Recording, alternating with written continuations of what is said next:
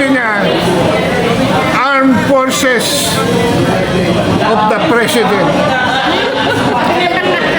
Hindi na Armed Forces of the Philippines, mga kabansa. Armed Forces of the President na ito. Dahil sabi nga ni Orlando de Leon, walang bayad si Browner. At si Browner, sabi ni Orlando de Leon, is a four-star disgrace to the uniform.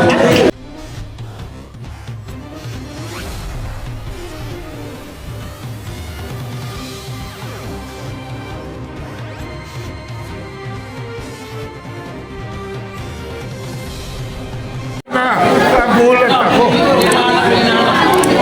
Ang sabi niya, Armed Forces of the President. Hindi na Armed Forces of the Philippines, mga kabansa. Armed Forces of the President na ito. Dahil sabi nga ni Orlando de Leon, walang bayad si Browner. At si Browner, sabi ni Orlando de Leon, is a four-star disgrace to the uniform. Sa akin binasang sulat ngayon na nasa kamay na ng White House. Wala nang exit, Browner. At habang may panahon pa, ikaw na ang magdala sa mga sundalo sa withdrawal of support. Alam mo, alam ng Judge Advocate ng AFP na ang withdrawal of support ay hindi sedition. Kaya wag na tayong magbulahan. Hindi ito sedition dahil sa Desierto versus Estrada, ang constructive resignation na nagbunga from withdrawal of support ng Chief of Staff na naengganyo ng people power ay hindi illegal.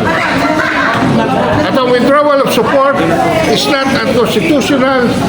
Constructive resignation is not unconstitutional. Ang bumabagabag sa aking isip ngayon,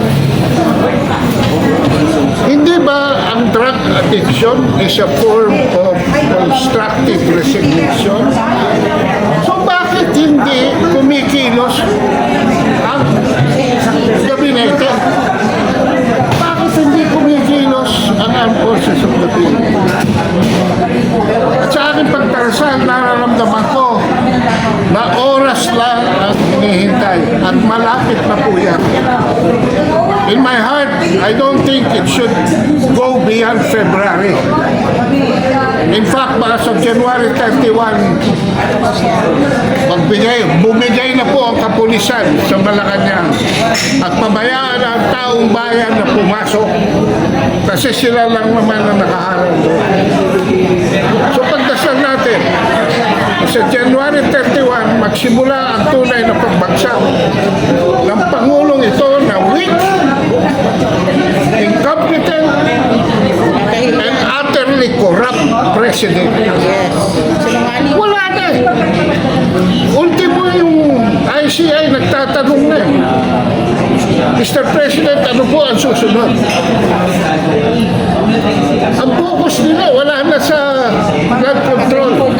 Nandito na sa bagong budget.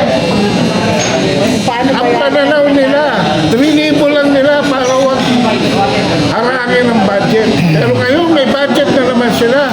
Matapang na naman ang mga walang yan. Matapang na naman ang mga buhaya.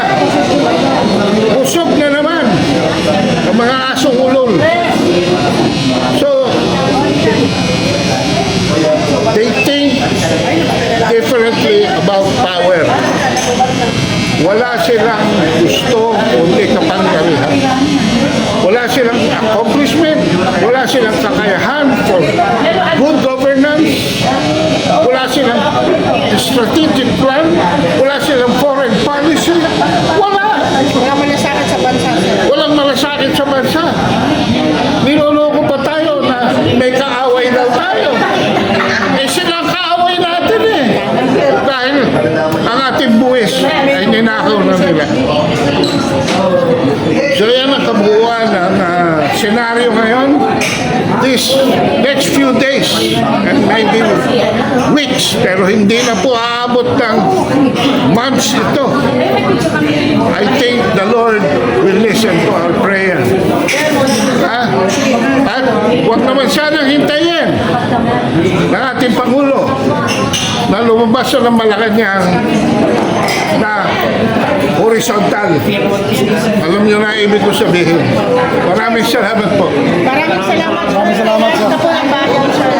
Ang katulad niyo po ay isang ehemplo at walang